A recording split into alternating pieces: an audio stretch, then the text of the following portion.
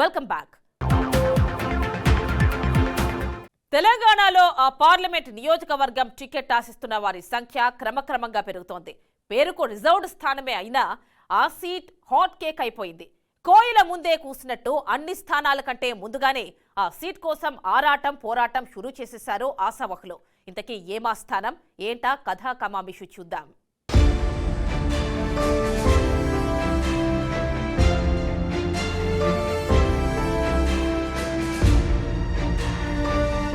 Telangana assembly ఎన్నికలు ముగియడంతో ఓడిన మాజీ ఎమ్మెల్యేలు పార్లమెంట్ సీట్లపై కన్నేశారు. సార్వత్రిక ఎన్నికలకు సమయం దగ్గర పడుతుండటంతో టికెట్ల కోసం ఆశావాహులు ఇప్పటి నుంచే ఆయా సీట్లలో గ్రౌండ్ వర్క్ స్టార్ట్ చేశారు. పనిలో పని అధిష్టానం దృష్టిలో పడేందుకు అన్ని ప్రయత్నాలు చేస్తున్నారు. ముఖ్యంగా పెద్దపల్లి నియోజకవర్గంలో ప్రధాన పార్టీల నేతలు టికెట్ పొందేందుకు తమదైన మార్క్ చూపేందుకు అన్ని ఎత్తులు ప్రదర్శిస్తున్నారు.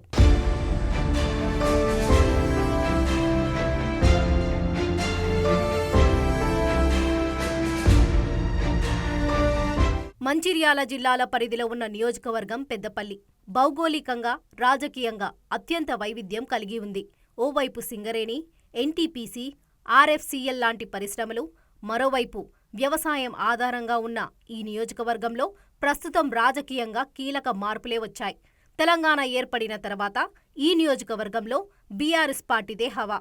ఒక మంతాని మినహా అన్ని అసెంబ్లీ స్థానాల్లో కారు పార్టీ ఎమ్మెల్యేలే ఉండేవారు.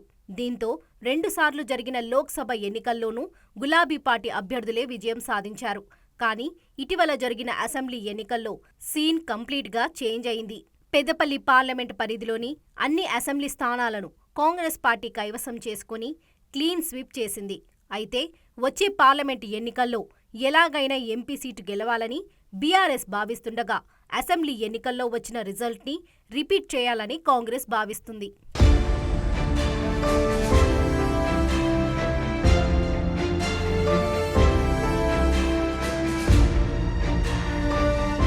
పెద్దపల్లి సీటు పేరుకు రిజర్వ్ సీట్ అయినా పొలిటికల్ హీట్ అప్పుడే స్టార్ట్ కావడం ఆసక్తిని రేపుతుంది. బీఆర్ఎస్ పార్టీ తరపున 2 నేతలు ఎంపీ టికెట్ ఆశిస్తున్నారు. చెన్నూరు అసెంబ్లీ ఎన్నికల్లో పోటీ చేసి ఓడిన బాల్కాసుమన్, ధర్మపురి ఎన్నికల్లో ఓడిన మాజీ మంత్రి కొప్పుల ఈశ్వర్ పేర్లు ప్రధానంగా వినిపిస్తున్నాయి.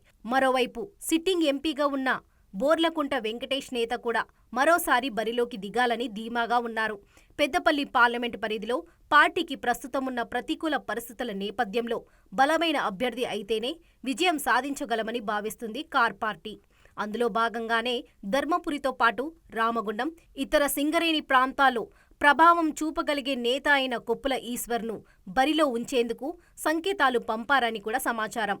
మరోవైపు చెన్నూరు మాజీ ఎమ్మెల్యే బాల్కా సుమన్ కూడా తన ప్రయత్నాలు ప్రారంభించారు. గతంలో ఇక్కడి నుంచి గెలిచిన అనుభవం, మంచిర్యాల, బెల్లంపల్లి, చెన్నూరు నియోజకవర్గాల పరిధిలో పరిచయాలు కలిసి వస్తాయని బాల్కా భావిస్తున్నారు. ఈ 2 నేతలు కూడా మాల సామాజిక వర్గానికి చెందిన వారు కావడంతో మరింత పోటీ ఏర్పడింది.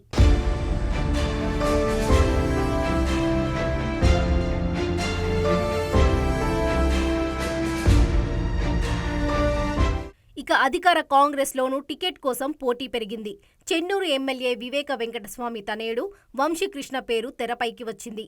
చెన్నూరు ఎమ్మెల్యే టికెట్ ఆశించి భంగపడిన మాజీ ఎమ్మెల్యే నల్లాల ఓదెలుకు ఎంపీ టికెట్ ఇస్తారని అప్పట్లో ప్రచారం జరిగింది. తాజాగా వంశీ పేరు ప్రచారం అవుతుండడం ఆసక్తికరంగా మారింది. ఇప్పటికే ఆ కుటుంబం నుంచి ఇదే పార్లమెంటు పరిధిలో వివేక్ వినోద్లు ఎమ్మెల్యేలుగా ఉన్నారు. ఎంపీ టికెట్ కూడా ఆ ఫ్యామిలీకి ఇస్తారా అనేది కూడా కాంగ్రెస్ వర్గాల్లో చర్చ సాగుతుంది.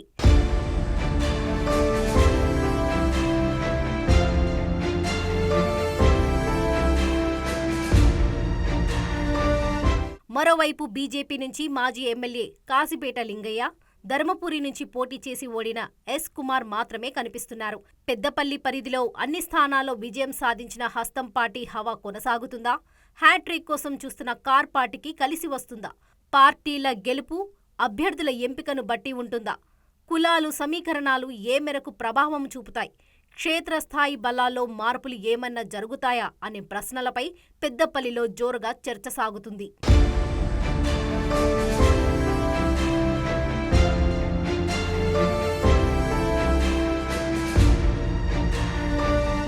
నిజామాబాద్ నిజామాబాద్లో పార్లమెంట్ ఎన్నికల వేడి మొదలైంది. అన్ని పార్టీలు సమరానికి సై అంటున్నాయి. పోయిన చోటే వెతుక్కునే ప్రయత్నంలో బీఆర్ఎస్ ఉంటే అధికార హస్తం పార్టీ ఫుల్ జోష్లో ఉంది. మరోవైపు కమలం పార్టీ తామేమీ తక్కువ కాదని, మోడీ చరిష్మాతో మరోసారి తామే గెలుస్తామని అంటున్నారు కమలనాథులు. ఇంతకీ ప్రజలు ఏ పార్టీకి పట్టం కడతారు? నిజామాబాద్ బాదుషా ఎవరు? Watch the story.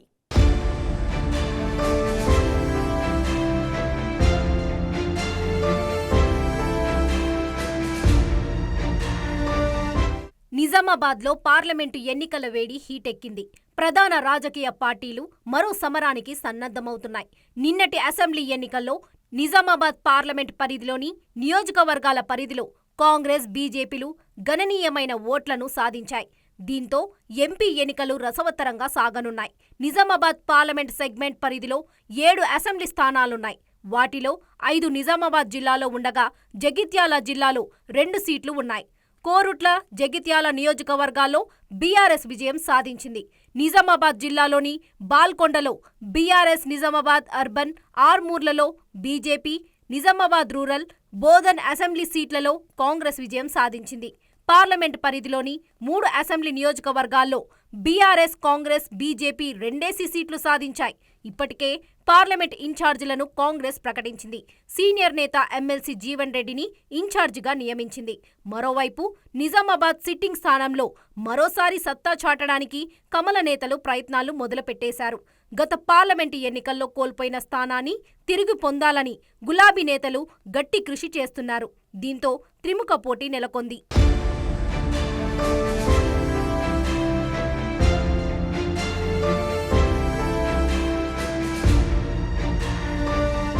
ఈసారి నిజామాబాద్ బీఆర్ఎస్ ఎంపీ అభ్యర్థిగా మాజీ ఎంపీ కల్వకుంట్ల కవిత పేరు బలంగా వినిపిస్తుంది. రాబోయే ఎన్నికల్లో పార్టీని గెలిపించడానికి బీఆర్ఎస్ గట్టి ప్రయత్నం చేస్తుంది. ఇందులో భాగంగా నిజామాబాద్ పార్లమెంట్ నియోజకవర్గం నేతలతో 7న హైదరాబాద్లో బీఆర్ఎస్ ప్రత్యేక సమావేశం నిర్వహించింది. అసెంబ్లీ నియోజకవర్గానికి 70 మంది చొప్పున ఎన్నికల సన్నాహక సమావేశానికి విచ్చేశారు. ఎన్నికల్లో అనుసరించాల్సిన వ్యూహం, పార్టీల బలబలాలు తదితర అంశాలపై చర్చించారు. ఎన్నికల్లో విజయం సాధించడానికి అనుగుణంగా శ్రేణులకు దిశానిర్దేశం చేశారు.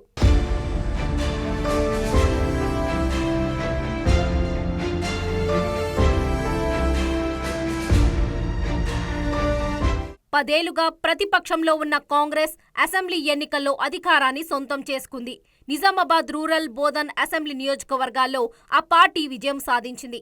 మిగిలిన 5 నియోజకవర్గాల్లో గణనీయమైన ఓట్లను కైవసం చేసుకుంది.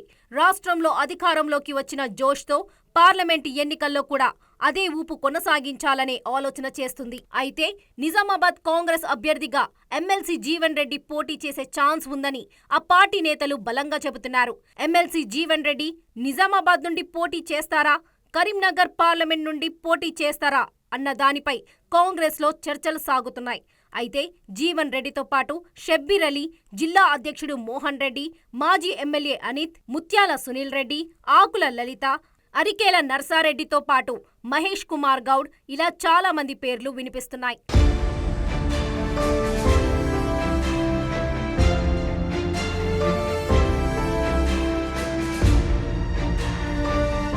మరోవైపు ప్రధాని మోదీ చేసిన అభివృద్ధి, తీసుకున్న నిర్ణయాలు తమకు ఓటు బ్యాంకుగా మారుతాయని అంటున్నారు కమలనాథులు.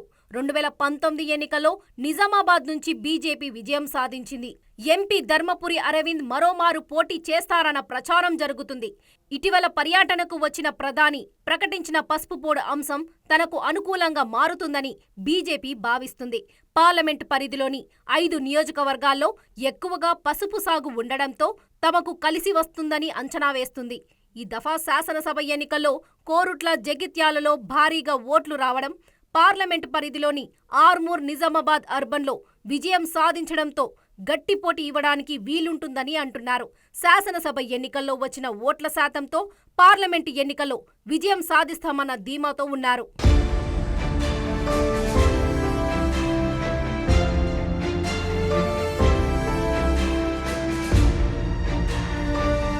పార్లమెంటు ఎన్నికల్లో అన్ని పార్టీలకు నిజాం షుగర్ ఫ్యాక్టరీ అంశం ప్రధాన ఎజెండాగా మారే అవకాశాలున్నాయి. కోరుట్ల పరిధిలోని ముత్యంపేట, నిజామాబాద్ జిల్లా బోదాన్లలో ఉన్న NDSL మూతపడి ఏలు గడుస్తుంది. ప్రస్తుతం ఫ్యాక్టరీ పునరుద్ధరణ అంశంపై దృష్టి సారిస్తున్నాయి ప్రధాన రాజకీయ పక్షాలు. NDSL అంశాన్ని తమకు అనుకూలంగా మలుచుకోవడానికి పార్టీలు ప్రయత్నిస్తున్నాయి. పసుపు రైతుల సమస్యలు, గల్ఫ్ సమస్యలు ప్రధాన ఎజెండాగా మారుతాయని రాజకీయ విశ్లేషకుల అంచనా. నిజామాబాద్ పార్లమెంట్ ఎన్నికల్లో ఈసారి 3 పార్టీలకు ఈ స్థానం కీలకంగా మారింది.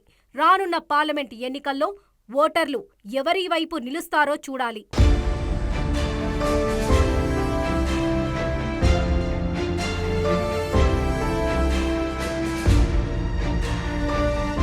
ఇది ఇవాల్టి పొలిటికల్ గుసగుస. Stay tune to BRK news.